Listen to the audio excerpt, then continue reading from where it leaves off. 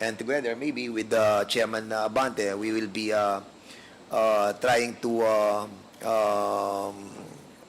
relieve temporarily our chairmanship in order to discuss this in transparent and impartial and honest investigation on this matter, because this pertains to the integrity of this Quadcom, and we don't want that this Quadcom be deluged with so many bad comments about what Chairman Abante and this representation have done in order to ferret the truth about the conformity of Colonel Grijaldo.